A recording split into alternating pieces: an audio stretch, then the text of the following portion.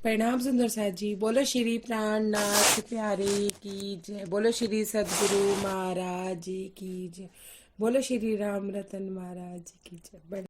बोलो श्री प्राणनाथ प्यारे की जय। बोलो श्री सदगुरु महाराज की जय। बोलो श्री राम रतन महाराज की जय। प्रणाम सुंदर साथ जी, आप सबके श्री चरणों में मेरा कोटान कोट प्रणाम। कल 4 लाइनें ही हमारी हो पाई थी।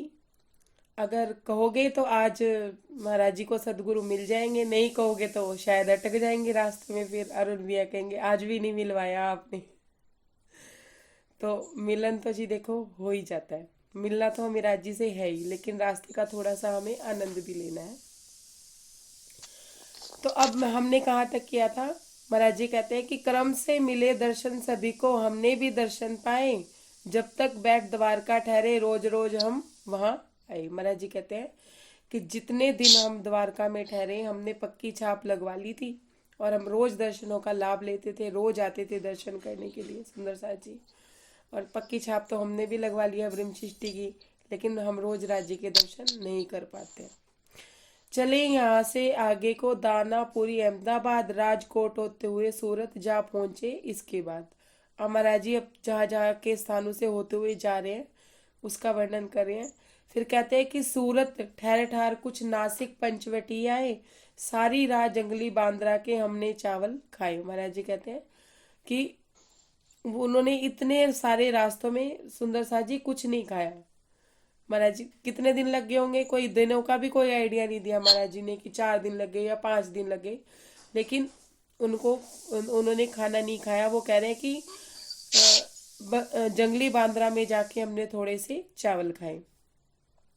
राम कुटी विश्राम किया कुछ रोज तपोवन रह करके। महाराज जी कहते हैं कि राम कुटी में मैंने विश्राम किया और तपोवन में कुछ दिन हम रहे। हमने तपोवन में कुछ ध्यान किया।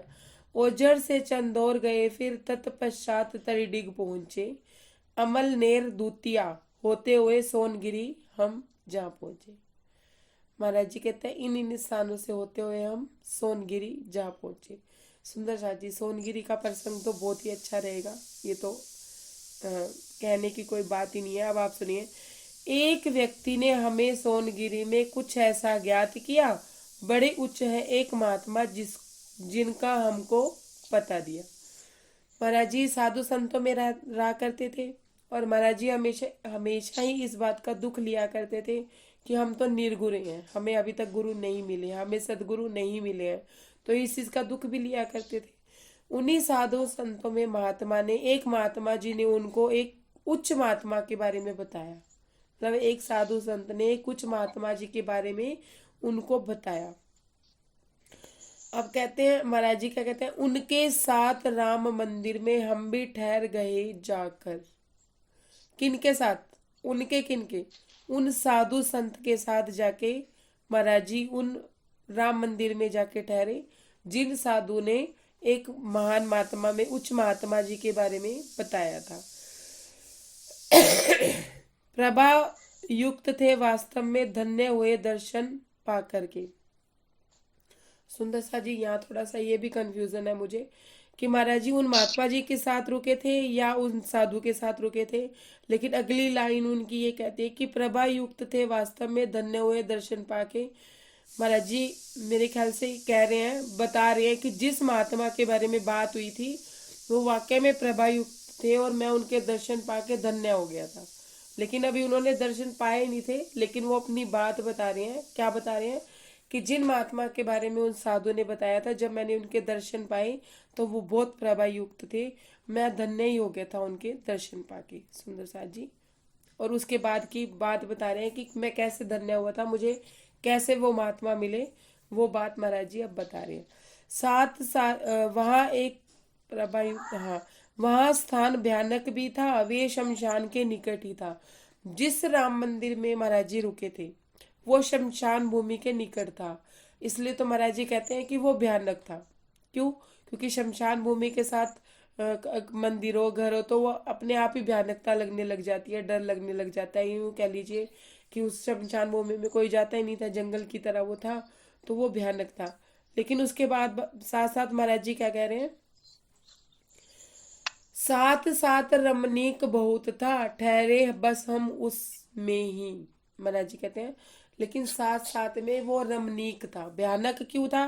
क्योंकि लोग वहां के डरते थे शमशान भूमि में रात के समय जाते हुए। और महाराज जी कहते हैं वो रमणीक भी बहुत था। कौन सा स्थान बता रहे हैं? सोनगिरी।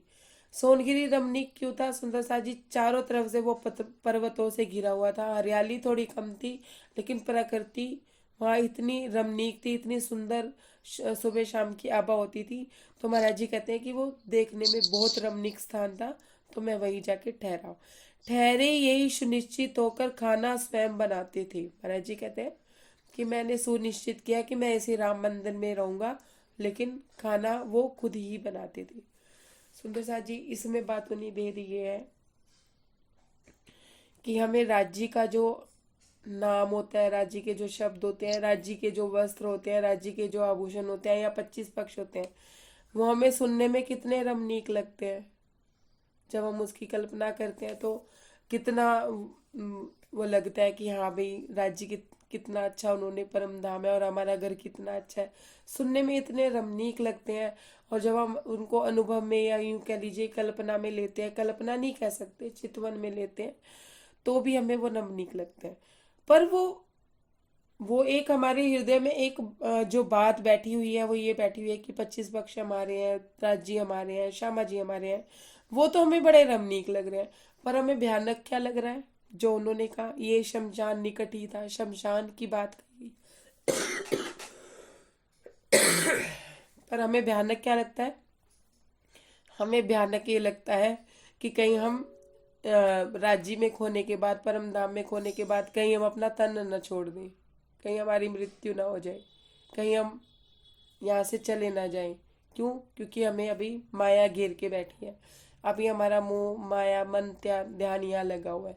तो जब हमें ये बात समझ आती है कि हमारा घर छूट जाएगा, परिवार छूट जाएगा, तो हमें भयानकता लगने लगती है। सुंदर साथ जी ये भी एक अवस्था है ना? ये अवस्था अब हो सकता है हम उच्च अवस्था में हो, अब हमें ना लगता हो, लेकिन किसी समय में एक अवस्था ये थी कि जब ज्यादा राज्य में लगते थे तो ऐसा लगता था कि इसके चक्कर में सारा घर बार बर्बाद हो जाएगा, लेकिन हमें राज्य नहीं मिलेंगे। राजी मुझे इस बात का जवाब दीजिएगा। ऐसा लगता है ना शुरू शुरू में हमें कि हम पूरी तरह से राज्य में लग जाएंगे, तो एक डर लगने लग जाता है, लगता है ना? लगता है सुंदर सा जी? लगा कभी किसी को राज्य में शुरू शुरू में लगने में कि ये हो जाएगा, वो हो जाएगा, वो हो जाएगा?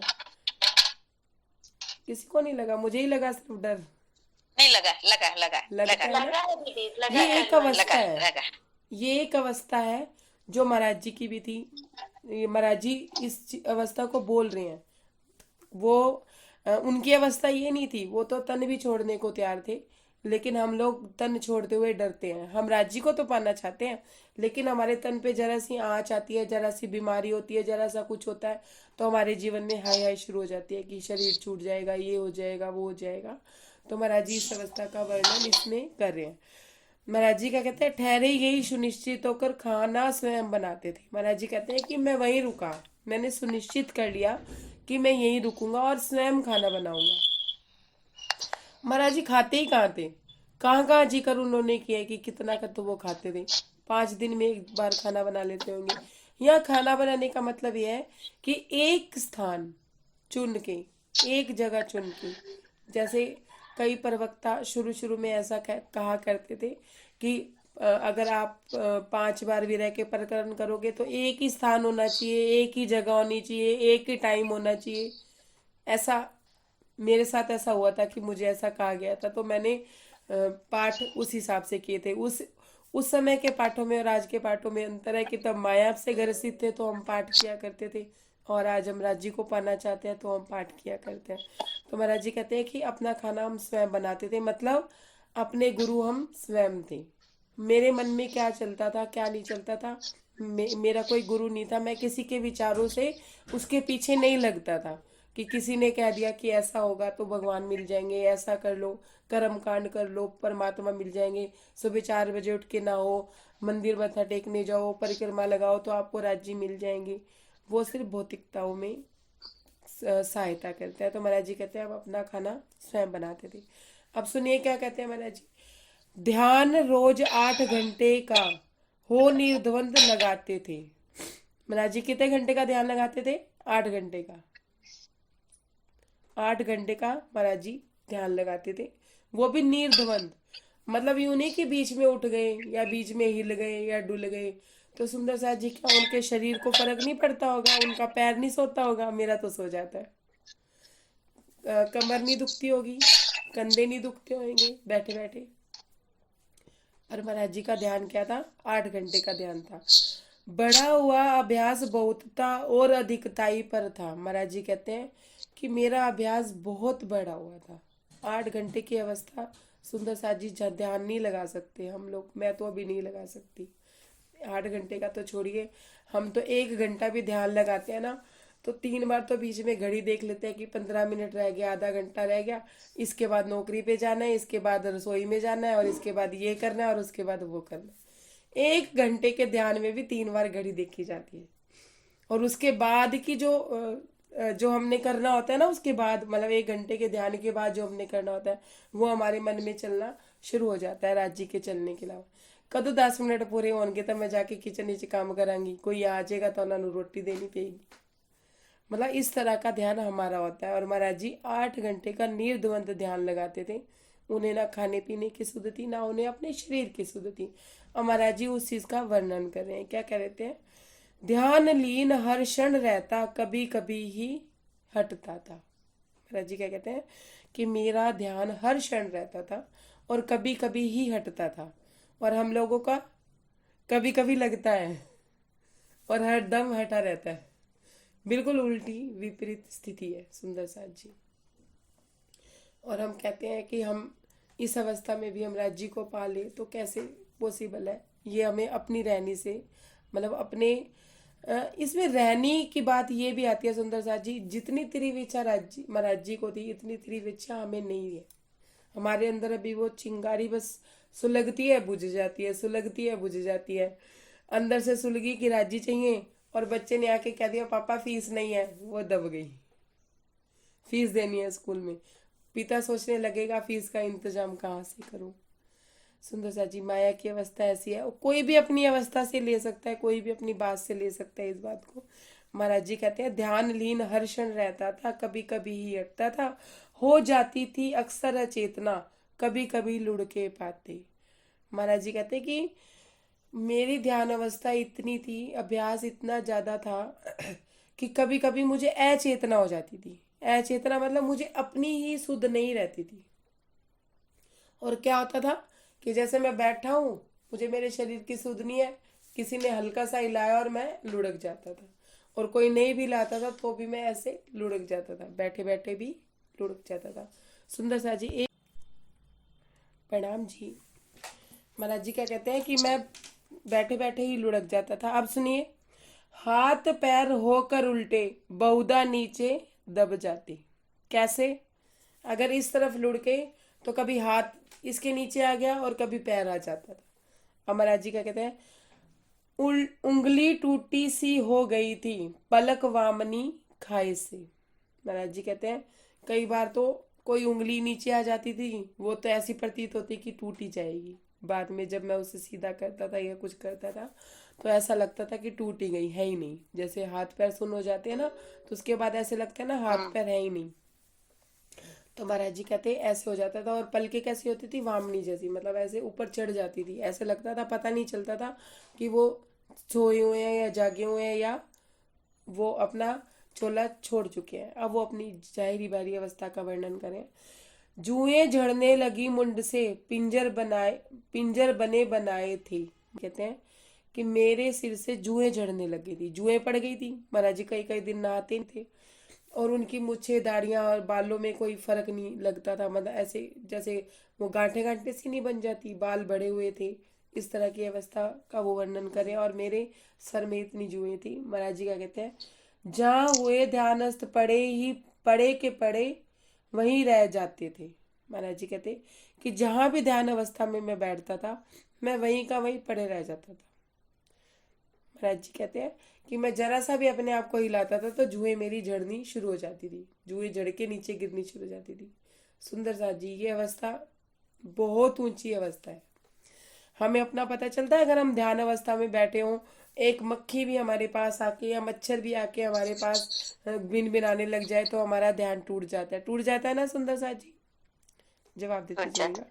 और महाराज जी जिनके सिर में इतनी इतनी जुएं हों, और उसको क्या जुएं खाती नहीं होएगी? महाराज जी की स्पर्श इंद्री थे ही नहीं, मतलब वो विदेही हो चुके थे। विदेही इन द सेंस उनको अपने देह की थी ही नहीं। उनको नहीं पता चल रहा था कि उनकी देह में क्या हो रहा है, उनके शरीर में क्या हो रहा है, उनको दर्द हो रहा है, तकलीफ हो रही है, कुछ हो रहा है, उन्हें कुछ नहीं पता चल रहा था। महाराज जी अपनी अवस्था का ये वर्णन करते हैं। और महाराज जी कहते हैं जहाँ ध्यान में पड़ जाते थे, जहाँ ध्यान लग जाता था, वहां तो हम वह पड़े के पड़े ही रह जाते थे। अब क्या कहते हैं, करवट भी नहीं ले पाते थे, मुर्दे से पड़ जाते हैं हम। महाराज जी कहते हैं अगर मैं नीचे गिर गया तो मैं करवट भी नहीं ले पाता था। अब महाराज जी पहले अवस्था का वर्णन कर रहे हैं कि मैं नीचे गिर जाता था तो मेरे हाथ पैर दब जाते थे, कई बार उंगली भी ऐसी टेढ़ी हो जाती थी, ऐसा लगता था जैसे टूट जाएगी। और जैसे ही वो नीचे पड़ते थे तो जुएं उनके सिर में से निकल के गिरती थी, चलती थी। फिर उसके बाद क्या कहते हैं कि जहां ध्यान पड़ता था वहीं रह जाते थे, और फिर वो करवट भी नहीं ले पाते थे कि ऐसे गिर गए तो ऐसे ही गिरे पड़े हैं, यूं नहीं कि मैं ऐसे हो जाऊं या वैसे हो जाऊं। करवट भी नहीं ले पाते थे क्योंकि श्वास चलना थम जाता, नब्ज आदि पड़ती मध्यम। शरीर से तो सुंदर सा जी वो कमजोर थे ही, फिर वो क्या कहते थे कि श्वास भी चलनी मेरी बंद हो जाती थी, मुझे पता ही नहीं चलता था कि मेरी श्वास चल भी रही है, और नब्ज भी मेरी मध्यम हो जाती थी, क्योंकि वो मतलब सांस भी वो रोक लिया करते थे या रुक जाया करती थी। अब महाराज जी क्या कह रहे हैं, एक रोज मंदिर थे हम, सन्मुख थी प्रतिभा राम। महाराज जी कहते हैं एक रोज हम कहाँ थे, राम के मंदिर में थे, और सामने राम जी की मूर्ति थी। अब महाराज जी क्या कह रहे हैं, ध्यान हुआ अंतर्मुख इतना, वायु होने लगी अपान। महाराज जी कहते हैं कि मेरा ध्यान एकदम से अंतर्मुख, अंदर, अपने अंदर इतना ज्यादा चला गया कि मुझे मतलब सांस लेनी ही मुश्किल हो गई, मतलब सांस ही नहीं ली जा रही थी, अंदर सांस नहीं जा रही थी, मेरा ध्यान अपने अंदर इतना चला गया था।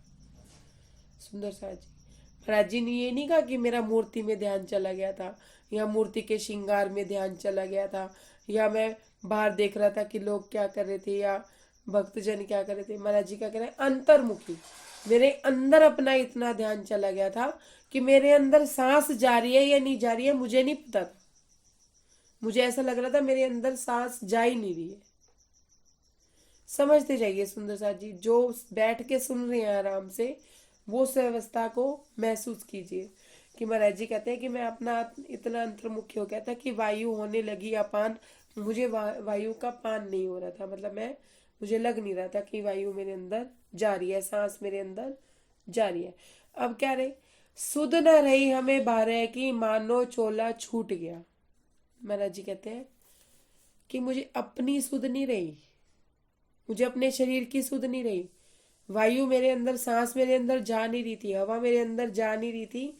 तो ऐसा लगा मुझे बाहर बाहर की कोई सुध नहीं कि बाहर क्या हो रहा है, क्या चल रहा है, कौन आ रहा है, कौन जा रहा है, मैं कहाँ बैठा हूँ, कैसे बैठा हूँ। मुझे ऐसा लगा जैसे मानो, मतलब महाराज जी कहते हैं मेरा चोला छूट गया, मुझे ऐसा लगा कि अब मैं गया। अब क्या हुआ, देख अवस्था अपनी ऐसी, दर्शक गण में शोर मचा। महाराज जी कहते हैं जब मेरी ऐसी अवस्था थी, जब मुझे ही लग रहा था कि मेरे प्राण गए, तो आसपास जो दर्शक थे, सुबह का समय था, सुबह जो गृहस्थी होते हैं वो मंदिर में मत्था टेक के ही जाया करते हैं मंदिर से।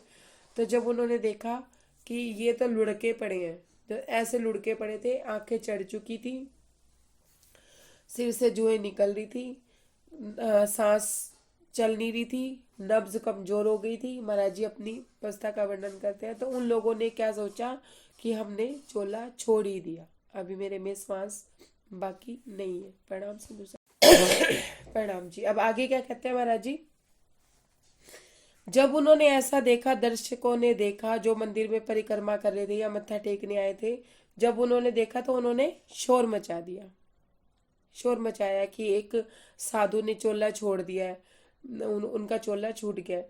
चारों ओर इकट्ठे हो गए अपने आकर के लोग, महाराज जी कहते हैं कि चारों ओर मेरे आसपास आके लोग इकट्ठे हो गए। सुंदर सा जी, समझते जाइएगा बात को।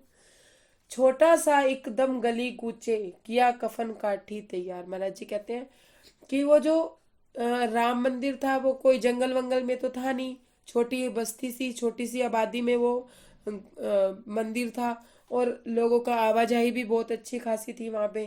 क्या लोग मेरे चारों ओर इकट्ठे हो गए, और गली गुच्चे में भी ये बात होने लगी, बाहर जा जाके भी लोग कहने लगे कि एक साधु ने मंदिर में चोला छोड़ दिया, एक साधु ने मंदिर में चोला छोड़ दिया। अब महाराज जी सुनिए महाराज जी क्या कह रहे हैं।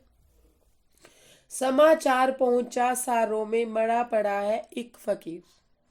महाराज जी कहते हैं कि चारों तरफ शोर मच गया, ये समाचार वो छोटी सी बस्ती में फैल गया कि एक फकीर मरा पड़ा है मंदिर में, उसने अपना चोला छोड़ दिया है, उसको अजल मजल करवा दो, उठवा दो यह मृतक शरीर। महाराज जी कहते हैं कि सब उन लोगों ने जाके वहां बस्ती में ये शोर मचा दिया कि उनकी अजल मजल करवा दो भाई, अब उनके शरीर को भी उठवा दो, उनका अंतिम संस्कार करवा दो, जो करवाना है करवाओ जल्दी से। चंदा हुआ गली कूचे किया कफन काठी तैयार। महाराज जी कहते हैं बस्ती वालों ने चंदा इकट्ठा कर लिया, बस्ती वालों ने जो अपनी तरफ से देना था दे दिया। क्या किया सुंदर सा जी, कहते हैं कि कफन काठी तैयार कर दी, मृत्युशय की, मतलब उनकी अजल मजल की, उनके अंतिम संस्कार की सारी सामग्री उन्होंने इकट्ठी कर ली। होने लगे एकत्रित वेद, आ पहुंचे लकड़ी के मार। महाराज जी कहते हैं कि जब लकड़ियां इकट्ठी करने लगे सब लोग, तो वैद भी आने लगे कि चलो एक बार वैद को दिखा लेते हैं, कहीं ये बीमार ना हो, कुछ हो ना गया हो, बेहोश ना हो। क्योंकि महाराज जी की अवस्था कैसे थी, जुए पड़ी हुई थी, नहाए वो कई दिन से नहीं थे, तो कोई हाथ नहीं लगा रहा था उनको। सुंदर साथ जी, पैसे वाले लोग कहाँ गरीबों को हाथ लगाते हैं, ऐसा भी समझ सकते हैं कि वो हाथ नहीं लगा रहे थे उनको। और क्या कहते हैं, वैद आके देख रहे थे, भारी भीड़ जमा हो गई, एक व्यक्ति आया पश्चात। सुंदर सा जी, महाराज जी कहते हैं कि भीड़ इकट्ठी हो गई, जमा हो गई, उसके बाद एक व्यक्ति आया भीड़ को चीरता हुआ। अब आप सुनते जाइएगा आगे का वर्णन। पूर्ण निरीक्षण, जिसे देखकर सारे हट गए, उसने देखा अपना हाथ। जिन्हें देख के वो सारे लोग, उन्होंने जगह दे दी थी। जब वो महात्मा आए, जो वह व्यक्ति आया, तो सबने जगह दे दी कि आप आगे आ जाइए। पहले वेद देख रहे थे, वैद्य आके देख रहे थे सारे उनको, मतलब जो डॉक्टर थे वहां के वैद्य थे वो देख रहे थे। महाराज जी कहते हैं उसके बाद भीड़ सारी इकट्ठी हो गई थी, फिर पीछे से एक व्यक्ति आया, तो भीड़ ने जगह दे दी कि चलिए आप देखिए। अब समझिए ये क्या हुआ था। अब मैं इस बात को बाद में बताती हूँ, आप पहले ये बात शाब्दिक सुन लीजिए। महाराज जी कहते हैं कि जिन्हें देखकर सारे हट गए, उसने देखा अपना हाथ। जिसे देख के सारी भीड़ हट गई, उन्होंने रास्ता दे दिया। जैसे ही महाराज जी ने हमारा हाथ पकड़ा, उन्होंने हमारा हाथ देखा, पूर्ण निरीक्षण किया, हमारा समझा योग अवस्था है। सुंदर सा जी, महाराज जी कहते हैं कि उन्होंने हमारा हाथ देखा और वो देखते ही समझ गए कि हम बहुत गहन योग अवस्था में है, बहुत गहरी अवस्था में है, बहुत उच्च अवस्था में है, क्योंकि वो खुद भी योगी थे। बोले किसने कहा मृतक है, जो कहता है पकता है। महाराज जी कहते हैं कि उस व्यक्ति ने कहा कि कौन कह रहा है ये मर चुका है। किसने कहा, सबसे पहले किसने कहा, जिसने भी ये कहा ना कि ये मर चुका है, चाहे वो वैद्य है या जो भी है, वो बकते हैं, ये बक रहे हैं, वो मरा नहीं है। अब आगे देखिए क्या कहते हैं। अच्छा सब हट जाओ यहाँ से, भेजा एक घर को अपने। महाराज जी कहते हैं कि उन्होंने कहा कि सब भीड़ हटाओ यहाँ से, जो भीड़ लगा रखी है तुमने, ये सब हटाओ, और अपने घर किसी को उन्होंने भेजा। क्यों भेजा, जो झोली लेके आया एक दिया, उसमें दिया हमें कुछ उसमें। महाराज जी कहते हैं कि उन्होंने किसी को अपने घर भेजा कि जाके मेरी झोली लेके आओ, और उस झोली में से उन्होंने कुछ निकाला, जो उसमें से उन्होंने हमें दिया। क्या दिया, जल गुलाब का छिड़के मुंह पर, जिससे हम चेतन की। महाराज जी कहते हैं कि उनके झोले में गुलाब जल था या अमृत था या जो भी था, गुलाब जल ही कह रहे हैं महाराज जी यहाँ पे, कि उन्होंने मेरे मुंह पे छिड़का और मेरे में चेतना आ गई। सुंदर सा जी। लोगों ने जब हमें निहारा जीवित लख कर सन हुए। महाराज जी कहते हैं कि लोगों ने जब मुझे देखा तो मुझे जीवित देख के सन रह गई, हैरान रह गई। क्यों सुंदर सा जी? क्योंकि महाराज जी तो बहुत टाइम से उस अवस्था में थे। लोगों ने सोचा ये मर गए, और लोगों में ये बात भी होने लगी कि एक आदमी ने एक दूसरे व्यक्ति को जिंदा कर दिया, मतलब मरा हुआ बंदा जिंदा हो गया। तो एक तरह से उनके लिए चमत्कारी था। तो वो कहते हैं कि हम सब हैरान हुए। अब मुझे बताइए थोड़ी सी 106 नंबर पेज पढ़िए, या मैं ही पढ़ूं? आप पढ़ लो, मैं दूसरे रूम में आई हूँ, आप हाँ पढ़ लो। जी, 106 नंबर पेज। क्या कहते हैं? सब एकत्रित हो गए फिर हमें होश में आने के बाद। महाराज जी कहते हैं पहले तो भीड़ छट गई थी, उस व्यक्ति ने आके भीड़ छटा दी थी। अभी उस व्यक्ति का परिचय नहीं दे रहे सुंदर सा जी महाराज जी। परिचय कैसे देंगे, अब आप सुनिएगा। महाराज जी कहते हैं कि पहले भीड़ छट गई थी कि हाँ ये मर गया है, इन्होंने क्या जिंदा करना है, ये झूठ बोल रहे हैं। मतलब उन व्यक्ति के लिए भी उनके मन में ये था कि अब क्या जिंदा होना है, इसने मरा हुआ बंदा भी कभी जिंदा होता है क्या? उन्होंने जब उनके ऊपर गुलाब जल डाला तो वो जिंदा हो गए, तो हैरान हो गए, उनके लिए तो चमत्कार हो गया। तो महाराज जी कहते हैं कि सब एकत्रित हो गए, वापिस आके देखने लगे, बाहर से भी लोग आके देखने लगे हमें होश में आने के बाद। उस आदर्श पुरुष से अपना हुआ काफी संवाद। महाराज जी कहते हैं उस आदर्श पुरुष ने जिसने मुझे जीवित किया, मतलब मुझे योगावस्था से निकाला था, उनसे मेरा काफी संवाद, काफी बात हुई। क्या कहते हैं? देखा अंदर तक टटोल कर पूर्ण लिया परिचय अपना। महाराज जी कहते हैं भौतिक परिचय तो उन्होंने लिया ही कि तुम कहाँ के हो, कहाँ से आए हो, कहाँ रहते हो, यहाँ क्या कर रहे हो, वो बात तो लिया, लेकिन अंदर तक टटोल लिया उन्होंने। बाहरी परिचय लेते लेते उन आदर्श पुरुष ने अंदर तक टटोल लिया कि हम क्या चाहते हैं और हमें क्या चाहिए। महाराज जी कहते हैं देखा अंदर तक टटोल कर पूर्ण लिया परिचय अपना, बड़ी भीड़ उमड़ी ऊपर को, हर एक चाहता था सुनना। महाराज जी कहते हैं कि भीड़ जो थी वो हटने का नाम नहीं ले रही थी, बढ़ती चली जा रही थी। क्यों बढ़ती चली जा रही थी? कि मरे हुए को उन्होंने जिंदा किया था, और वो ये जानना चाहते थे कि मैं कौन हूं जो मैं इतनी इतनी लंबी योग अवस्था में चला गया, और मेरा ये हाल जो मैंने कर रखा था क्या कारण है उसका। तो सब लोग सुनना चाहते थे उस बात को, सब लोग समझना चाहते थे। जो परमात्मा को भी चाहते हैं वो भी इतनी उच्च अवस्था तो चाहते ही है सुंदर सा जी। अब क्या कहते हैं? बोले अच्छा सोमेश्वर में ठहरे आप वहां पहुंचकर। महाराज जी कहते उन आदर्श पुरुष ने हमसे क्या कहा कि तुम यहाँ मत रुको, यहाँ से पास एक गांव है सोमेश्वर, वहां चले जाओ, वहां जाके ठहरो, जगह बहुत उत्तम है, तुमको देखो जरा पहुंच कर। महाराज जी को कहते हैं वो आदर्श पुरुष कि तुम उस जगह पे जाओ, देखो बहुत उत्तम जगह है, तुम वहां जाकर देखना। सोमेश्वर एक शिव मंदिर है 1.5 मील की दूरी पर, जिसकी छटा बहुत सुंदर है, अपनेपन में पूरी है। महाराज जी कहते हैं कि सोमेश्वर जहां वो मुझे जाने के लिए कह रहे थे वो क्या था? एक शिव मंदिर था। सुंदर सा जी महाराज जी क्या कह रहे हैं? शिव मंदिर था, और वो उस राम मंदिर से 1.5 मील की दूरी पे था। बहुत सुंदर उसकी छटा थी, और अपने आप में वो छटा इतनी पूर्ण थी कि उन्हें जो वहां रच बस जाए या बैठ जाए उनको वहां पे कोई कमी नहीं लगती थी। 8 पहाड़ों से घेरे में देवालय है घिरा हुआ। महाराज जी कहते हैं कि वो 8 पहाड़ों से घिरा हुआ देवालय था। अब मतलब 4 दिशाएं तो होती है, लेकिन 8 दिशाओं में मतलब समझ लीजिए कि वो देवालय घिरा हुआ था। सुंदर सा जी 8 दिशाओं का वर्णन हो रहा है, कुछ परम धाम की भी याद आ रही होगी थोड़ी थोड़ी। कहते हैं 8 पहाड़ों से गिरा हुआ था वो देवालय, गिरा हुआ।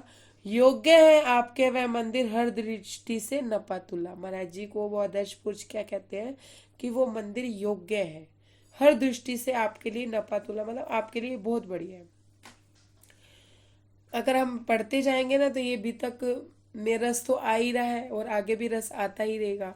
तो इसके बाद तो निवेद सुंदर सा जी पीछे रह जाएंगे, क्योंकि ये प्रसंग अभी बहुत लंबा है। अभी महाराज जी पहचान नहीं देंगे उस आदर्श पुरुष की, उनकी पहचान बहुत टाइम बाद आपको दी जाएगी बीतक के हिसाब से। लेकिन मैंने भी तक पढ़ी हुई है तो मैं बता देती हूँ कि वो आदर्श पुरुष कौन थे। वो दादा गुरु महाराज थे। वो एक गृहस्थी थे। उस महात्मा के बारे में ही उन साधुजन ने उनको बताया था कि वो महात्मा वहाँ रहते हैं, गृहस्थ थे, ठठेरे का काम किया करते थे। महाराज जी उनसे मिलना चाहते थे, लेकिन वो उनके घर नहीं जा सकते थे। क्यों? क्योंकि साधु संत किसी के घर जाके नहीं रुकते। तो उनके घर के पास वो एक राम मंदिर में रुके थे।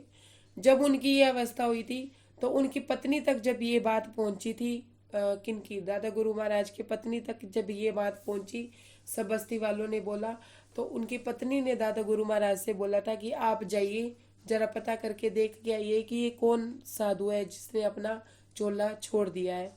तो महाराज जी तो दादा गुरु महाराज, देखिए, इधर से जो महाराज जी थे वो श्यामा जी महारानी थे, और दादा गुरु महाराज स्वयं राजी महाराज थे। यूं कह लीजिए कि स्वामी प्राणनाथ जी सिर्फ दादा गुरु सॉरी बड़े महाराज जी के लिए ही स्पेशल तन धारण करके आए थे। जितनी उत्सुकता श्यामा महारानी को राज्य से मिलने की थी, उतनी ही उत्सुकता दादा गुरु महाराज को, राजी महाराज को भी श्यामा महारानी से मिलने की थी। अंदर से सब एक दूसरे को, दोनों एक दूसरे को पहचान गए थे। जो महाराज जी शिव जी के आगे नहीं झुके, जो महाराज जी दिव्य पुरुष के आगे नहीं झुके, वो महाराज जी दादा गुरु महाराज के आगे अपने शीश को नवा देते हैं। वो महाराज जी आगे बताएंगे, जो मैंने आगे वाली थोड़ी सी बता दी, लेकिन उसमें अभी बहुत है। पहले मैं चाहती हूँ कि अपने पीछे की अभी तक जो हम पढ़ चुके हैं उसका कर लिया जाए खुलासा सुंदर साथ जी, नहीं तो फिर प्रसंग में पूरा हो जाएगा और फिर बात अधूरी रह जाएगी। कर ले, पीछे चले, ठीक है, जैसे आप लोगों की आज्ञा। સ્નેહા દીદી, हाँ जी, એમ સ્નેહા દીદી નો પહેલી સ્ક્રીન કરેલી છે. नहीं स्नेहा दीदी सही दिख रहे हैं मुझे तो। એને પહેલી સ્ક્રીન કરે ને, પહેલી એ કરેલી. फ्रंट स्क्रीन है दीदी का, बाकी लोग के इसमें नहीं आ रहा है, सिर्फ नेहा दीदी का ही फोटो आ रहा है, रंजना दीदी का फोटो नहीं आ रहा है। अच्छा, तो नहीं आ रहा है, रंजना का नहीं आ रहा. मैं भी यही कहने लगी थी, चलिए आ ही नहीं रहा है. कर लीजिए दीदी, कर देंगे, कोई बात नहीं। स्नेहा दीदी और मेरे में कोई अंतर नहीं है। हम तुम एक वतन की, अपनी रूह नहीं दोई, हम एक ही हैं। अब सुनिए, मैं करती हूँ। क्यों आ गया? प्रणाम जी, प्रणाम सुंदर साथ जी। महाराज जी अपनी योग अवस्था का वर्णन कर रहे हैं। महाराज जी कहते हैं कि जब वो उस राम मंदिर तक पहुंचे तो उस राम मंदिर की शोभा का वर्णन भी कर रहे हैं कि एक शमशान भूमि के नजदीक था, और साथ में रमणीक भी था। रमणीक मतलब दिल को आकर्षित करने वाला था। ध्यान अवस्था वहाँ पे बहुत अच्छी होती थी। सुंदर साथ जी, ये बात हम पहले से ही जानते हैं कि जो भी मंदिर आश्रम बने होते हैं वो तपोभूमि की तरह होते हैं। हम वहाँ जाते हैं तो एक वहाँ पे तप किया होता है हमारे परमहंसों ने, हमारे सदगुरुओं ने, तो हमें भी वहाँ जाके उनके आशीर्वाद स्वरूप में हमारा ध्यान कभी कभी लगता है। वहाँ जाके कोशिश करने से हमारा ध्यान लगता ही लगता है। तो महाराज जी कहते हैं वो रमणीक था, मन को छूने वाला था। वो जगह मुझे इतनी अच्छी लग रही थी कि मुझे वहाँ पे मेरी ध्यान अवस्था रहती थी। कितनी देर की ध्यान अवस्था रहती थी? 8 घंटे की ध्यान अवस्था। मतलब महाराज जी कहते हैं कि लगातार मैं 8 घंटे की ध्यान अवस्था में रहता था। मैंने वहीं रहना सुनिश्चित किया। अपना खाना मैं स्वयं बनाता था। अपना खाना स्वयं कैसे सुंदर साथ जी? इस बात को समझिएगा कि मैं अपना खाना स्वयं बनाता था। महाराज जी कितना बनाते होंगे? कहाँ महाराज जी ने जिक्र किया कि मैं यहाँ खा रहा हूँ, मैं वहाँ खा रहा हूँ, मैंने सुबह खाना खाया, मैंने हफ्ते में एक बार खाना खाने की कोई बात आ जाती थी, या 4 दिन में 5 दिन में खाना खाने की कोई बात आ जाती थी तो महाराज जी जिक्र कर देते हैं।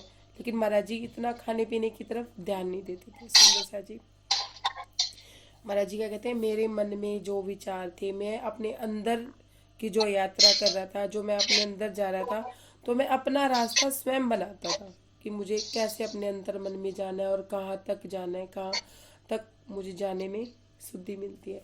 सुंदर साथ जी, जिस सुंदर साथ ने बैठ के ध्यान किया होगा या चितवन की होगी, जो चला होगा। स्नेहा दीदी हो सके तो कैमरा ऑन कर लीजिए, आप दिख ही नहीं रहे हो मुझे। आप दिखते रहोगे ना तो भी मुझे अच्छा लगता है। तो सुंदर सा जी उनको ये पता होगा कि मन अब हमें अपने अंदर जाने ही नहीं देता है।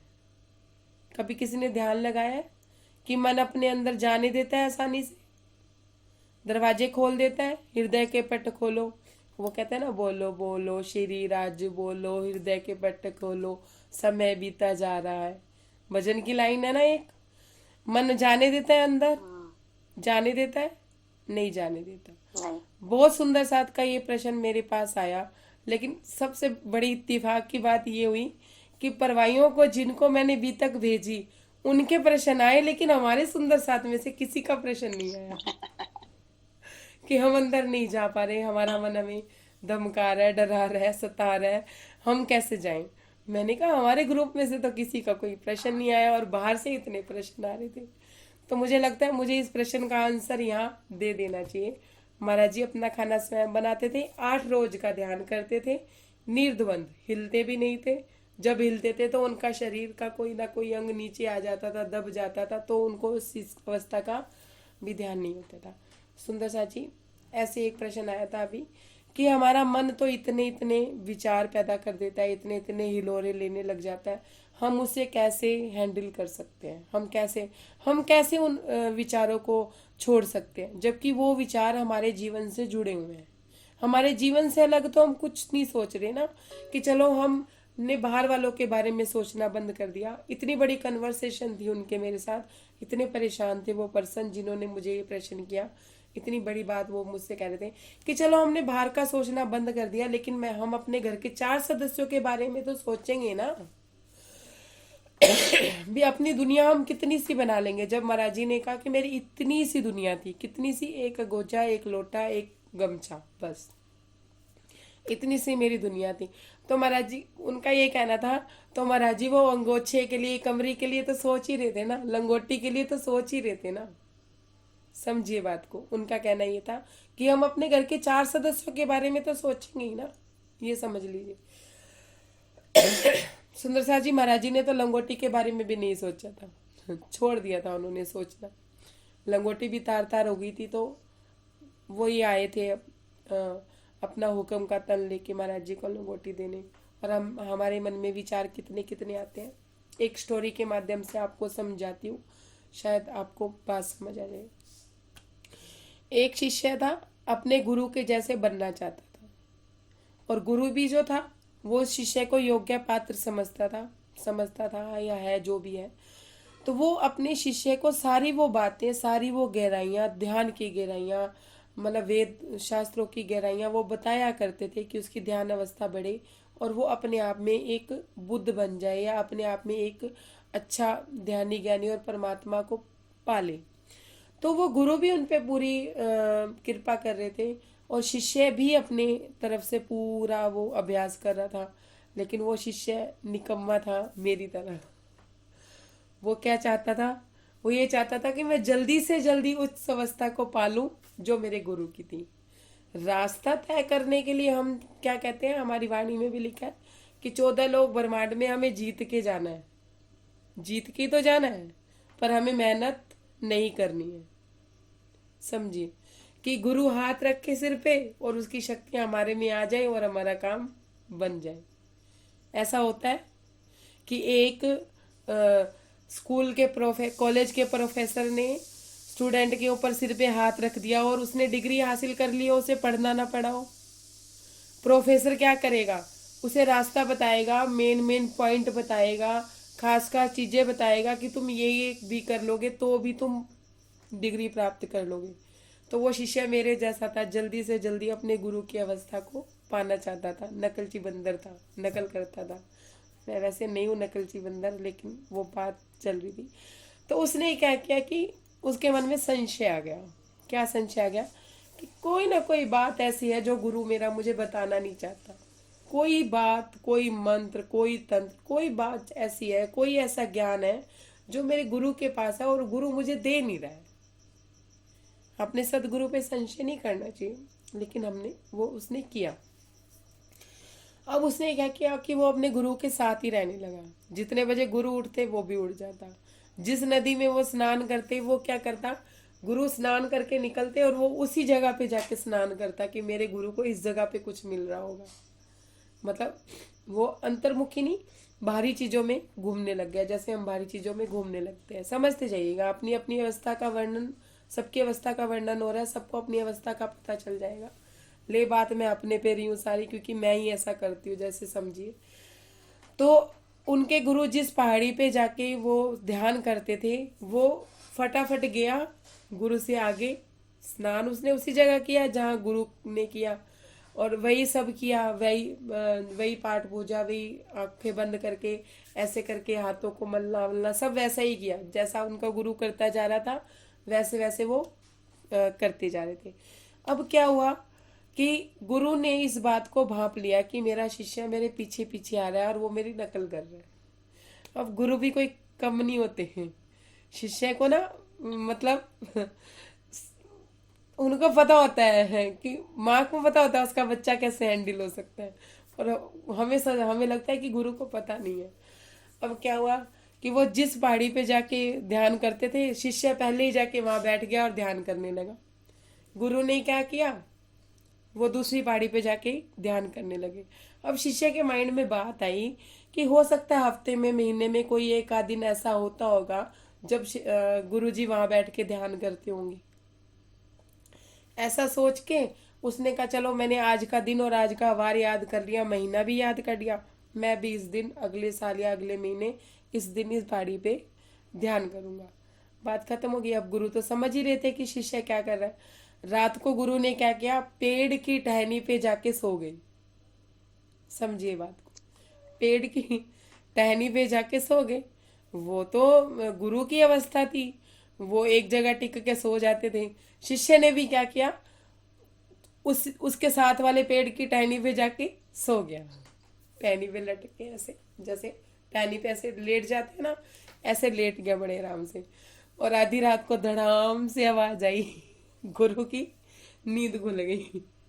गुरु ने क्या देखा कि आवाज कहाँ से आई, शिष्य उसका नीचे गिरा पड़ा है।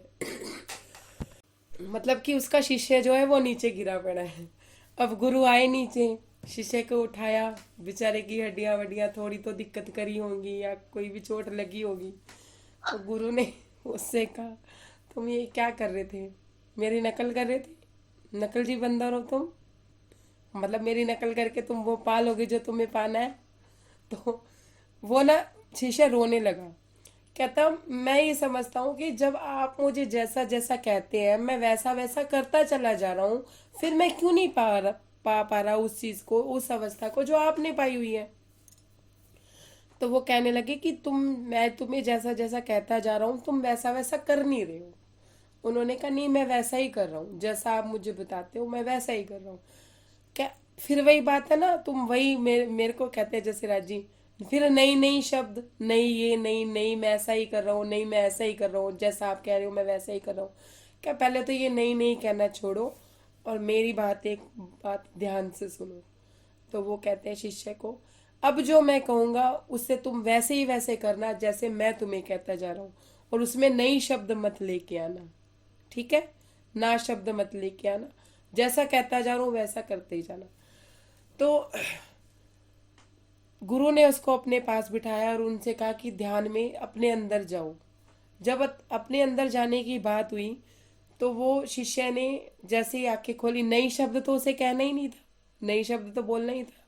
तो उसने क्या कहा अपने गुरु से, गुरु जी मेरा मेरे मन में इतने इतने विचार हैं, इतने इतने विचार आ रहे हैं कि मैं समझ नहीं पा रहा, कुछ कर नहीं पा रहा। ये नहीं कहा उसने कि मैं समझ नहीं पा रहा, नई शब्द नहीं इस्तेमाल करना था ना सुंदर साजी। अब क्या हुआ, गुरु ने क्या कहा कि तुम्हारे मन में जितने भी विचार संसार के आते जाए, अदर्स के आते जाए, कोई भी विचार आता जाए, एक लकड़ी लेना, उस लकड़ी को अपनी झोपड़ी में रख देना, ठीक है। एक विचार आया, एक लकड़ी ली झोपड़ी में रख दी, दूसरा विचार आया, दूसरी लकड़ी ली झोपड़ी में रख दी। और अगर फिर शिष्य ने पूछा कि अगर मेरे मन में ध्यान के और परमात्मा को पाने के विचार आए, तो क्या जो तुम्हें परमात्मा को पाने के या ध्यान के विचार आए कि मुझे ध्यान करना चाहिए, चितवन करना चाहिए, उसकी भी लकड़ी लेना और झोपड़ी के बाहर रख देना। स्टोरी को ध्यान से समझेंगे तो बात समझ आ जाएगी। तो वो कहने लगा ठीक है। 1 महीना उस शिष्य ने ऐसा ही किया।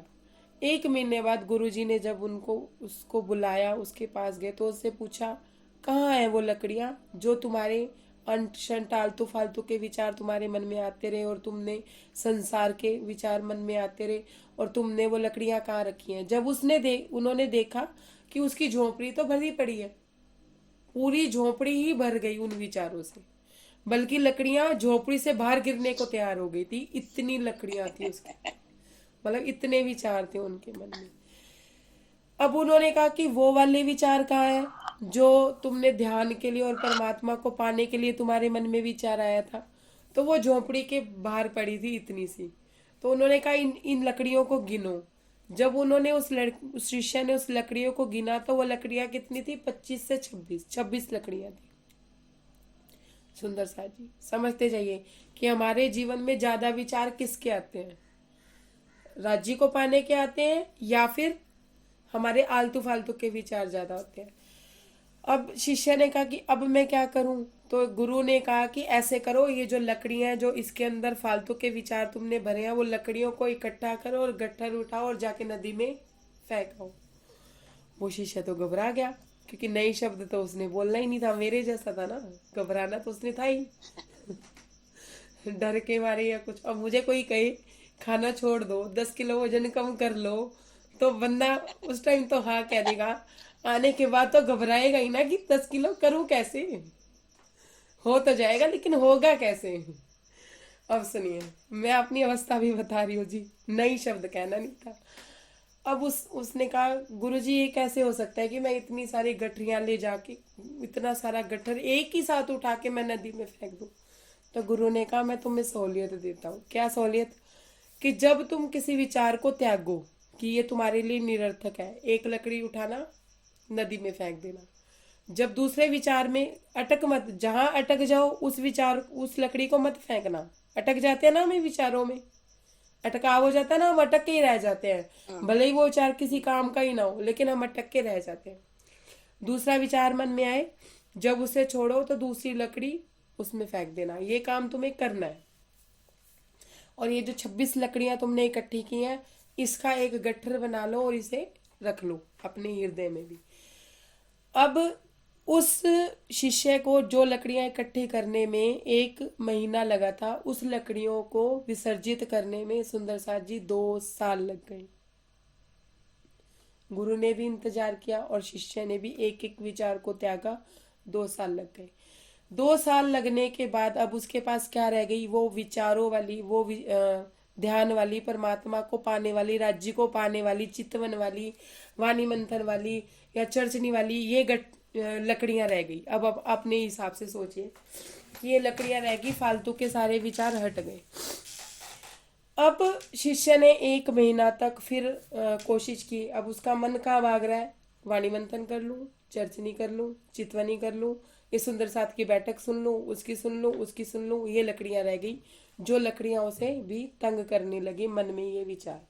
अब शिष्य फिर गुरु के पास आया कि गुरुजी मैंने वो गट्ठर तो खत्म कर दिया लेकिन अब मुझे समझ में नहीं आ रहा कि अब मैं क्या करूं। फिर नई शब्द नहीं इस्तेमाल करना था कि मेरे से नहीं हो पा रहा, अभी भी ध्यान नहीं हो पा रहा, अभी भी मुझे अंतर्मुखी नहीं हो पा रहा, मैं अपने अंदर नहीं जा पा रहा। ऐसी बात तो वो कह नहीं सकता था, मुझे कुछ समझ नहीं आ रहा, उसने ऐसा बोला। गुरु ने कहा कि अब समय है, वो जो 26 लकड़ियां तुमने इकट्ठी करी हुई है ना, उन लकड़ियों को भी जाके विसर्जित करो। सुंदर सा जी ध्यान से समझिएगा इस बात को, ये बात जो हमारे आड़े आती है वो बात को ध्यान से समझिएगा। गुरु ने जब शिष्य ने कहा तो नई शब्द तो उसने कहना ही नहीं था। मैं बार बार नई शब्द पे इस्तेमाल इसलिए कर रही हूँ कि हम भी कहीं ना कहीं आप देखेंगे अपने ध्यान में तो हम नई शब्द ज्यादा कहते हैं। चितवन नहीं लग रही है, चर्चनी नहीं आ रही है, वाणी मंथन में चौपाई नहीं समझ आ रही है, किसी की बात अंदर नहीं जा रही है, हृदय तो खाली है लेकिन अंदर बात नहीं जा रही है क्योंकि पहले उसमें इतना भरा हुआ है तो बात अंदर कैसे जाएगी। जब गुरु ने उनसे कहा कि ये 26 लकड़ियां भी जाके विसर्जित कराओ, और वो 26 लकड़ियों का गट्ठर तो कोई बड़ा था नहीं, सुंदर सा जी इतना सा गट्ठर था जितना भी था, उसने उठाया और जब वो नदी के पास गया और उसने जाके नदी में वो गठरियां भी डाल दी 26 लकड़ियों वाली, तो वो बिल्कुल खाली हो गया। समझिए कि वो उस नदी के किनारे पे बैठ के ही ध्यान करने लगा कि उस नदी के पास से उसका एक कदम भी नहीं हिला, उसके पैर का जो पंजा था वो वहीं टिक गया। सुंदर सा जी, फिर उसे भागना नहीं पड़ा कि हम पन्ना जा रहे हैं, हम शेरपुर जा रहे हैं, हम सूरत जा रहे हैं, हम सोनगिरी जा रहे हैं, फिर उसे भागना नहीं पड़ा।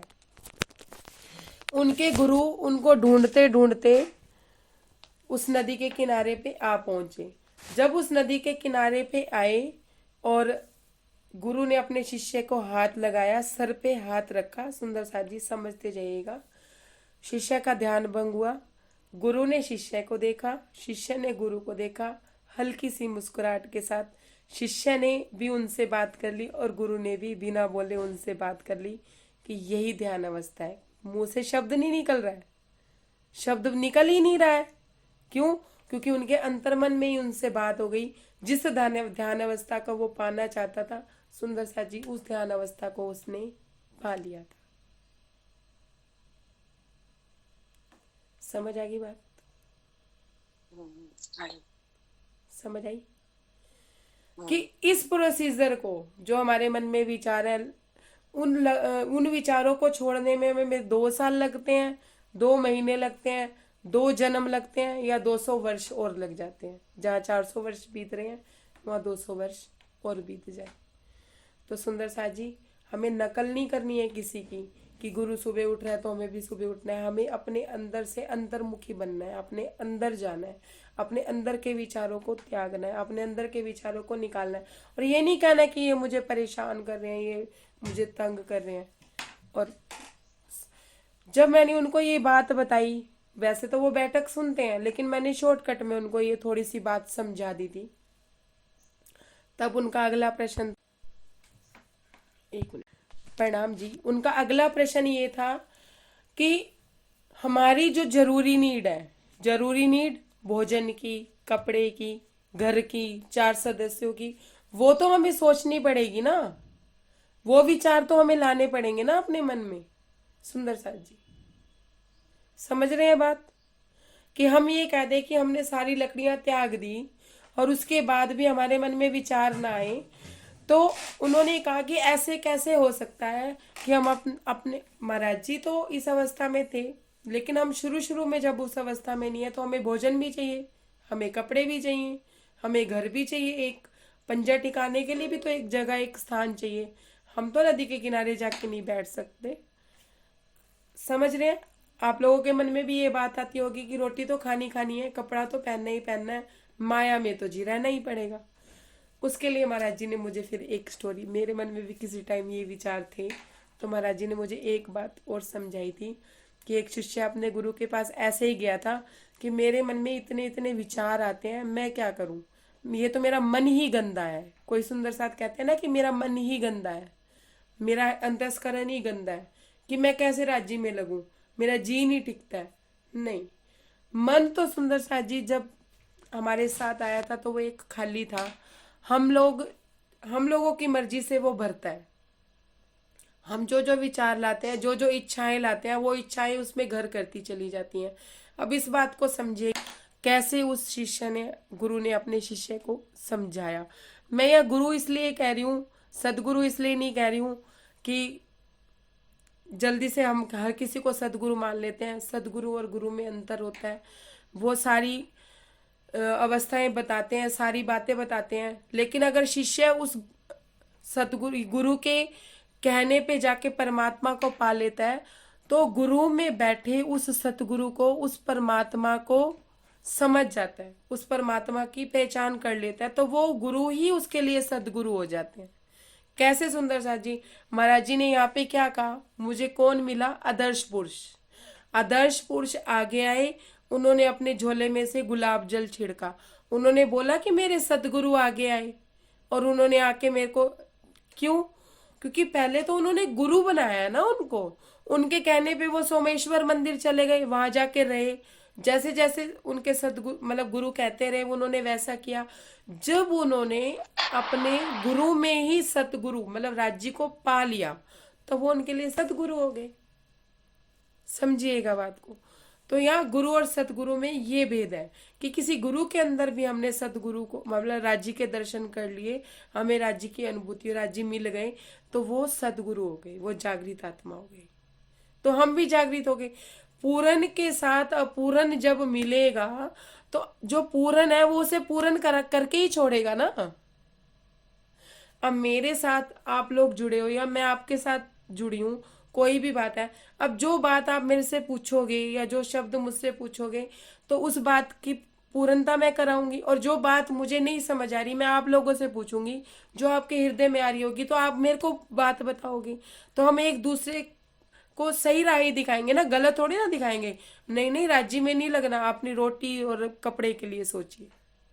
सुंदर सा जी, आप इस बात को समझिएगा कि महाराज जी भी उन्हें आदर्श पुरुष कह रहे हैं, इसलिए मैं गुरु कहती हूँ, मैं सदगुरु नहीं कहती हूँ, क्योंकि वो रास्ता दिखाने वाले। गुरु आया शिष्य के पास, सॉरी शिष्य आया गुरु के पास, तो वो क्या कहता है कि गुरु जी आप कहते हैं ध्यान कीजिए, ध्यान कीजिए, अपने मन में से सारे विचार निकाल दीजिए। मेन खाने की नीड तो है ही, कपड़े की नीड भी है, तो ये विचार कैसे त्यागे जा सकते हैं कि हम खाने के लिए भी हम कर्म ना करें, कर्म ना करें तो हमें रोटी भी कहाँ मिलेगी। वो कहते हैं ना कि कर्म करोगे तभी फल मिलेगा, या पैसा मिलेगा, या धन मिलेगा, हम कोई संसारिक कार्य करेंगे तो सुंदर सा जी, शिष्य ने कहा मेरा मन बहुत गंदा है, मुझे लगता नहीं है कि मैं परमात्मा को पा सकूं। तो गुरु ने कहा शिष्य से, जाओ तुम एक मटका लेके आओ। वो मटका ले आया, खाली मटका, जिसको उसने धो सवार दिया, सवार के गुरु के पास ले आ। गुरु से कहते हैं, गुरु उसको कहते हैं अब तुम्हारी सबसे मेन नीड क्या है, परमात्मा को पाने की, ठीक है, और तुम्हें उसके साथ लगने के लिए क्या चाहिए, शरीर, शरीर को चलाने के लिए क्या चाहिए, भोजन। भोजन क्या हो गई, मेन नीड भी। कपड़ा तो 2 सूट भी चल जाएंगे, लेकिन खाना तो सुबह शाम चाहिए ना। सुंदर साथ जी जवाब देते जाइएगा, स्टोरी बहुत गहरी है, जवाब नहीं दोगे तो मैं भी आगे नहीं बढ़ पाऊंगी। तो मेन नीड क्या हुई, भोजन की। कपड़ा भी 1 सूट होएगा, 2 सूट होएगा, चल जाएगा, लेकिन भोजन सुबह शाम चाहिए, ठीक है। गुरु ने एक नीले रंग का पत्थर लिया, वो क्या था, भोजन का, वो उसके अंदर डाल दिया। नीले रंग का चमकीला पत्थर लिया, उसके अंदर मटके में डाल दिया। खाली मटके में क्या डाला, भोजन की नीड, ठीक है। जैसे हम अपने शरीर में नीड क्या है, खाने की, बाकी विचारों की तो कोई नीड नहीं है, समझते जाइएगा। अब गुरु ने बहुत सारे छोटे छोटे कंकर उठा लिए।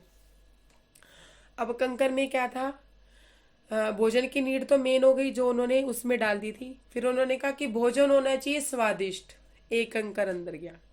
भोजन के साथ क्या होना चाहिए, 2 सब्जियां, एक कंकर अंदर गया। अब खाने के बाद क्या होना चाहिए, मीठा भी होना चाहिए, ये भी कंकर अंदर गया। उसके बाद क्या होना चाहिए, सुपारी होनी चाहिए, वो भी कंकर अंदर गया। और आधे घंटे बाद क्या होना चाहिए, माउथ फ्रेशनर या जो भी होना चाहिए, वो भी कंकर अंदर गया। सुंदर सा जी, समझते जाइएगा बात को। तो अब इच्छाओं ने और वो कर लिया, क्या किया कि अब ये भोजन भी रोज पकाना खाना बड़ा मुश्किल है कि रोज 4 सब्जियां इससे अच्छा बनी बनाई मिल जाए, वो भी कंकर अंदर गया। अच्छा कोई आके बना दे, वो भी चला गया। अच्छा अब इतने खाने बनाने के लिए पैसा भी चाहिए, धन भी तो चाहिए, वो धन कमाने के लिए नौकरी कर लूं, ये भी अंदर गया। समझते जाइए, पत्थर भरे जा रहे हैं किसके अंदर, नीड एक भोजन की थी, लेकिन इच्छाएं कितनी। अच्छा अब ना अगर नौकरी में लगेंगे तो फिर ध्यान नहीं कर पाएंगे, तो कराया मिल जाए, कोई अपनी संपत्ति दे दे, वो भी गया अंदर। अच्छा चलो कोई सुंदर साथी आके सेवा कर दे, वो भी कंकर अंदर गया। अब वो मटका जो है आधा भर गया।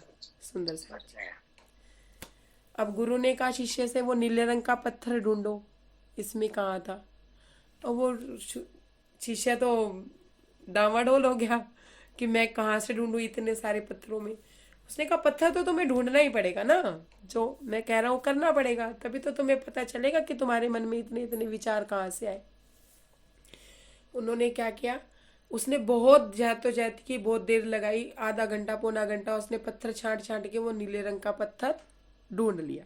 सुंदर सा जी, अब उस गुरु ने कहा कितनी देर लगी तुम्हें इस पत्थर को ढूंढने में? कहता 2 घंटे। कितनी देर लगी? 2 घंटे। 2 घंटे की वेस्टेज हुई ना। अगर उसके अंदर सिर्फ एक ही नीड होती कि मुझे भोजन करना है, जैसा मर्जी मिल जाए, तो उसको 2 घंटे लगते उस पत्थर को ढूंढने में। स्वादिष्टता के चक्कर में ना पड़ता, और ना ही वो इस चक्कर में पड़ता कि मीठा भी हो, नमकीन भी हो, ये भी हो, वो भी हो। भोजन तो एक नीड थी। गुरु ने कहा वापस डाल दो इस पत्थर को। वापस उन्होंने उस पत्थर को डाल दिया। अब कहने लगे कि मटका तो खाली था, आधे विचार तो तुमने जुर्रत के भर लिए कि हाँ भाई, तुमने क्या कहा कि खाना बनाने के लिए कोई होना चाहिए। तुमने शादी कर ली, शादी हो गई, शादी के बाद पत्नी स्वादिष्ट खाना बना के दे रही है रोज रोज। फिर बच्चे हो गए, उसके कंकर, फिर बच्चों की इच्छाओं के कंकर वो भर गए, फिर समझिए कि बच्चों के भविष्य के कंकर वो घुस गए, तो मटका क्या गया? भर। जरूरत क्या थी? एक भोजन की। ज्यादा ज्यादा एक नीला पत्थर वस्त्रों का, एक नीला पत्थर घर घर गृहस्थी का, मतलब एक घर होने का, एक जगह होने का, एक स्थान होने का भी। उन्होंने क्या किया, बीच बीच में वो पत्थर भी डलवा दिए जो जरूरी थे, वो नीले रंग के पत्थर और बाकी सारे कंकर पत्थर। अब जब मटका ऊपर तक भर गया, अभी भी इच्छाएं पूर्ण नहीं हो रही हैं कि मेरा मन है कि मैं इतना बड़ा गांव का व्यापारी हूँ, शहर का व्यापारी हूँ, राज्य का व्यापारी हूँ, तो मुझे राजा के साथ खाना खाना है। अरे मैं सन्यासी हूँ, मैं राजा के साथ खाना थोड़ी ना खाऊंगा, राजा मुझे खाना खिलाएगा। एक और इच्छा, वो मुझे बाद में दान दक्षिणा भी देगा। एक और इच्छा, मतलब वो मटका इतना भर गया कि कंकर पत्थर गिरने को तैयार हो गए, लेकिन इच्छाएं पूरी नहीं हो रही। अब गुरु ने क्या कहा, अब वो नीले रंग का पत्थर इसमें से ढूंढो जो सबसे पहला पत्थर था। अब गुरु फिर, शिष्य फिर उथल पुथल, उसने सारा मटका खाली किया, नीले रंग के बहुत सारे पत्थर निकाले जो जरूरी थे, खाने के, कपड़े के, जो जितनी जितनी मतलब आवश्यकता थी उसके पत्थर निकाले। तो वो पत्थर निकले 10 से 12। इतने बड़े मटके में 10 से 12 पत्थर मिले। अब उस गुरु ने कहा कि अब वो वाला पत्थर निकालो जो मैंने भोजन के लिए डलवाया था, जो सबसे मेन नीड थी, बस जीवन को जीने के लिए। ये सब कार्य किस लिए हो रहा था? परमात्मा की प्राप्ति के लिए। इसलिए परमात्मा का पत्थर नहीं डलवाया उन्होंने, क्योंकि वो परमात्मा की प्राप्ति करना चाहता था, जबकि मेन नीड परमात्मा की प्राप्ति है। लेकिन उसमें भी जीवन में रहने के लिए सबसे मेन नीड की क्या जरूरत है? भोजन की जरूरत है। अब वो उन 10 पत्थरों में से, 11 पत्थरों में से भी वो भोजन वाला पत्थर नहीं चुन पाया। सुंदर साथ जी समझिए। अब गुरु ने उनको बोला, ये जो 10-12 चीजें ही मान लीजिए हमारे जीवन में जो जरूरी होती हैं, कि हमें भोजन चाहिए, उसके लिए उतना काम करो जितने में भोजन मिल जाए। कपड़ा चाहिए, उतना कर लो बस जितने में हम अपना तन ढांप लें। छोटा घर हो चलेगा, लेकिन क्या चाहिए? नजर होनी चाहिए परमात्मा पे। परमात्मा पे नजर रखे तुम इन 11 पत्थरों में से किसी भी पत्थर को इस्तेमाल कर सकते हो, खाने के लिए, घर के लिए, कपड़ों के लिए। ज्यादा इच्छाएं मत पालो कि इस देश का क्या होगा, हमारे आने वाले बच्चों की भावी पीढ़ी कैसी होगी, आज की राजनीति ऐसी है, हमारी सुरक्षा कैसे होगी, हमारा ये हो जाएगा, इधर से यहाँ का युद्ध हो गया तो हम मर जाएंगे, हवा पानी खराब होगी तो ये हो जाएगा, वो हो जाएगा। तो क्या किया हमने? इस तन की रक्षा के लिए कितने कितने विचार बना लिए। सुंदर साथ जी, अब मटका तो खाली करना ही पड़ेगा ना, कंकर पत्थर तो निकालने ही पड़ेंगे, वो वैसे ही उस लकड़ियों की तरह निकालने पड़ेंगे। अब उस प्रोसीजर में साल लगता है, या 2 साल, 3 साल, या 2 जन्म, या 200 वर्ष, वो हमारी चलनी हमें डिसाइड करेगी, हमारी रहनी हमारी डिसाइड करेगी कि हम कितना चितवन में ध्यान में बैठते हैं। प्रणाम जी, प्रणाम जी। सुंदर सा जी, ये बात थी कि हमें अपने विचारों को कैसे त्यागना है। और महाराज जी अपनी इस परिस्थिति तक पहुंच चुके थे कि उनमें, उनके मन में कोई विचार नहीं था, कोई कुछ नहीं था। वो इतने अंतर्मुखी हो गए थे, इतने अंदर तक, अपनी आत्मा तक पहुंच चुके थे कि उन्हें अपने तन की भी होश नहीं रहती थी। अभी तो हमें अपने तन की भी पूरी होश है या नहीं है? अभी हमें अपने तन को सजाने की भी होश है, हमें ऐसा कलर हम पे जचता है, ये पीला रंग जचता है, मैं नीला रंग जचता है। मैं अभी पन्ना जी गई तो एक सुंदर सा, मुझे नहीं पता क्या बात रही क्या नहीं रही, उन्होंने एक सूट पहना जो उन पे बहुत जच रहा था। तो मैंने कहा सूट बहुत सुंदर लग रहा है, कलर भी बहुत अच्छा है, येलो कलर आप पे जच भी रहा है। तो दो सुंदर साथ ने और उनकी तारीफ कर दी। थोड़ी देर बाद जाके वो सूट चेंज करके आ गई। मैंने कहा क्या हुआ, आप पे तो वो सूट जच रहा था। वो कहे वो ज़्यादा जच रहा था ना, इसलिए मैंने उतार दिया कि सबका ध्यान मेरे पे जाएगा। इससे तो अच्छा है कि मैं ही सूट चेंज कर लूँ कि मेरे पे किसी का ध्यान ना जाए, राज्य पे जाए। सुंदर सा जी, जरूरी थोड़ी ना वही पहनना है जो हम पे जचे कि लोग हमें देखें। बहुत सुंदर साथ भी कोई कम नहीं थे, बहुत पहुंची हुई अवस्था के थे जिन्होंने ऐसा कहा। भले ही मैं मानती हूँ मेरा मन खराब है ना, मैं ये सोचती हूँ कि हो सकता है उनको टाइट हो या उनकी फिटिंग उनको कंफर्टेबल ना कर रही हो इसलिए चेंज किया हो, लेकिन ये बात मुझे समझ आती है कि जरूरी नहीं है कि यही बात हो। बात यही थी कि वो नहीं चाहती थी कि उनके अलावा, उनके राज्य के अलावा कोई उन्हें देखे। ठीक है जी, प्रणाम जी। आज इतना ही करें। फिर सुंदर साथ कहते हैं कि आप समय का ध्यान नहीं रखते और हमारे बच्चे हमें परेशान करने लग जाते हैं समय पे। ठीक है जी, कोई गलती हो तो मुझे क्षमा कीजिएगा। प्रणाम जी। जो मुझे महाराज जी ने समझाया वो मैंने आप लोगों के आगे रखा। फिर भी मैं भी अभी चल ही रही हूँ, महाराज जी मुझे भी समझाते ही रहते हैं, कभी डांट से कभी प्यार से।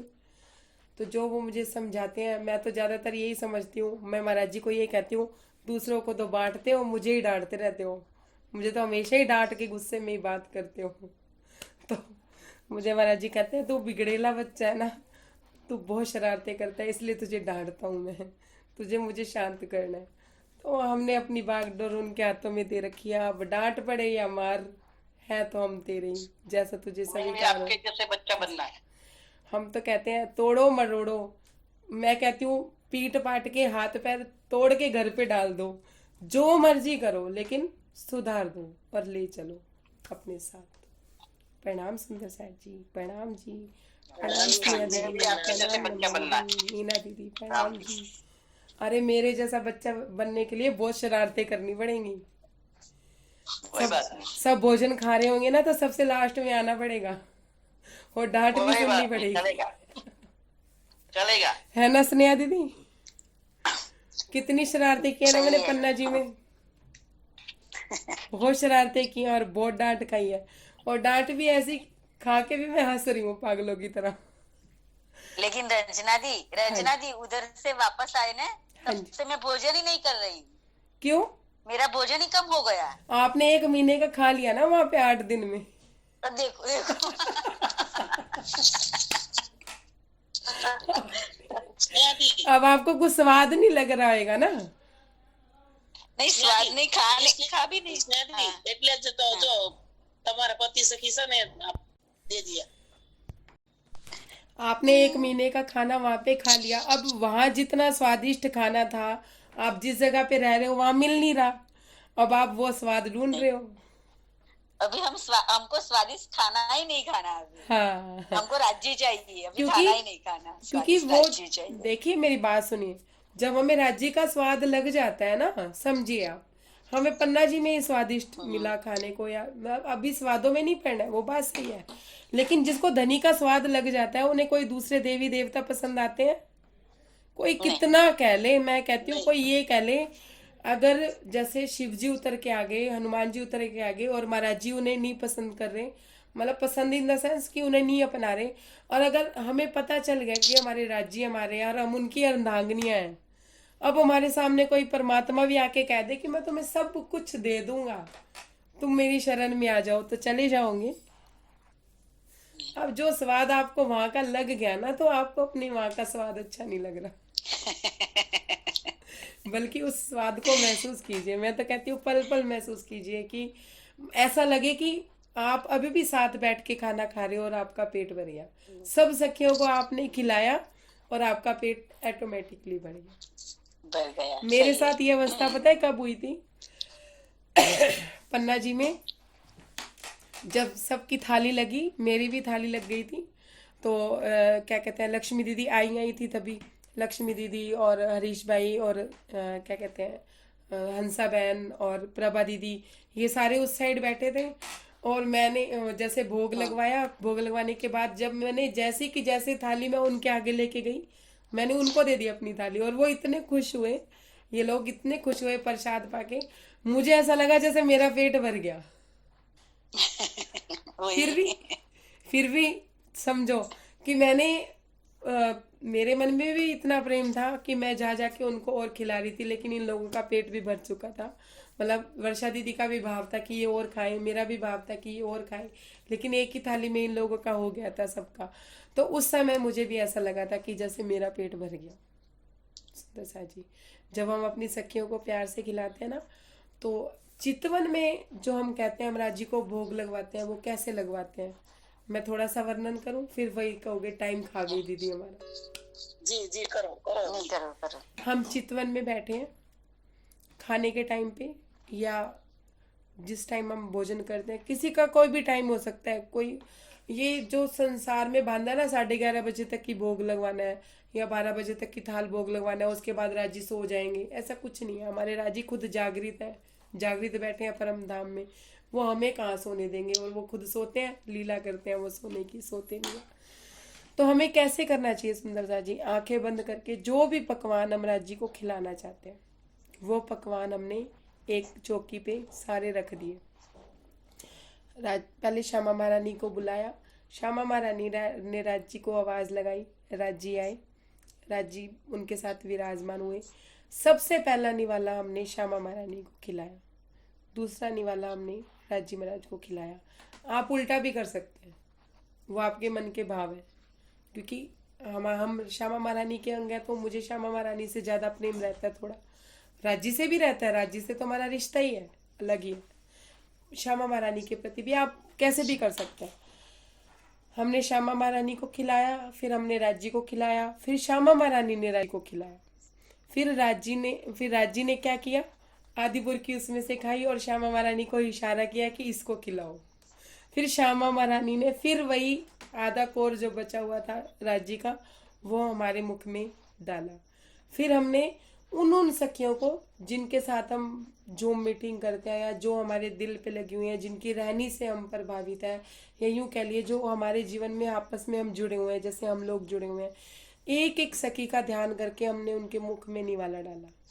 ऐसे करते करते निवाला तो उनके मुख में डाला, लेकिन अपने मुख में डाला, क्योंकि वो हमारे अंदर ही बैठी है, सब की सब अपने मुख में डालते गए। श्यामा महारानी को खिलाया तो अंदर बैठी श्यामा महारानी को खिलाया, राजी को खिलाया तो अंदर बैठे राजी को खिलाया, और राजी ने भी अगर आधा कोर खिलाया तो उन्होंने भी हमें अपने अंदर ही खिलाया। हम उनके अंदर बैठे हैं और वो हमें खिला रहे हैं।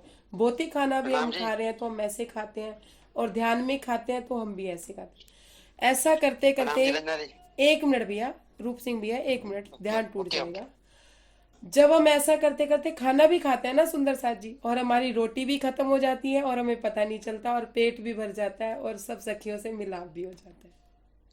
और ऐसी ध्यान अवस्था में खाते हैं तो अंदर बैठ के भी खाते हैं। तब भी जब राजी इतना प्रेम करने लग जाते हैं उस सखी को जिसने खाना बनाया है, जिसने खाना परोसा है, जो खाना खिला रही है, उन सखियों से प्रेम करने लगते हैं, तो राजी फिर हमें उनके प्रेम की एक झलक मिलती है, तो ऑटोमेटिकली ही भूख कम हो जाती है। फिर एक रोटी से ज्यादा रोटी भी नहीं खाई जाती है, फिर वो तन मात्र को खिलाने जैसी हो जाती है।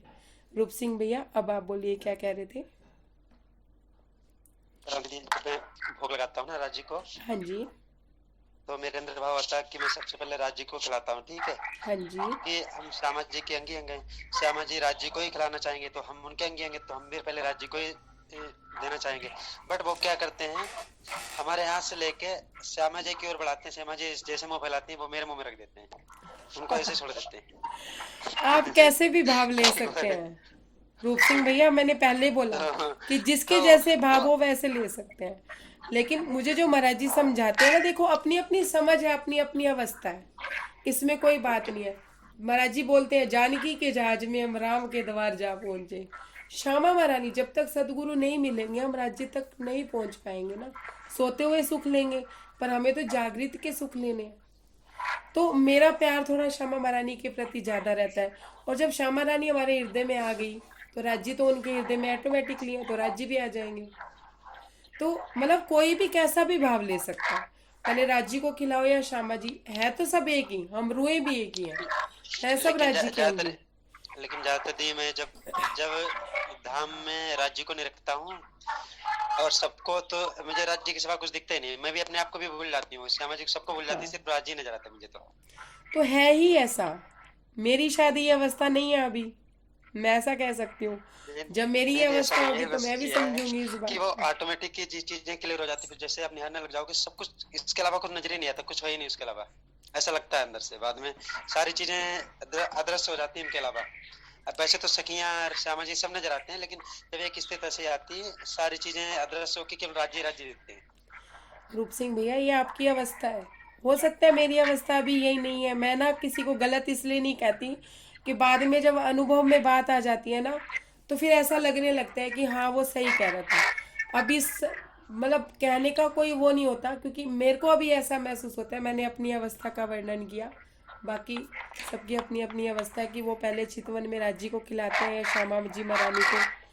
तो मुझे श्यामा जी महारानी का भाव पहले आता है, और राज्य जब श्यामा जी महारानी राज्य महाराज को खिलाती हैं तो उसके बाद राज्य और सखियां सब एक ही हो जाते हैं। मुझे कुछ फिर उनके अलावा फिर कुछ समझ नहीं आता है। मुझे भी लास्ट कंडीशन यही हो जाती है कि राज्य और मैं, और उसके बाद राज्य राज्य रह जाते हैं। मुझे ऐसा लगता है राज्य खुद ही खा रहे हैं, दिख ही नहीं रही है, सखियां नहीं दिख रही, श्यामा महारानी, मैं भी नहीं दिख रही, वो खा रहे हैं और पेट मेरा भर रहा है। फिर ऐसी अवस्था भी हो जाती है सुंदर सा जी।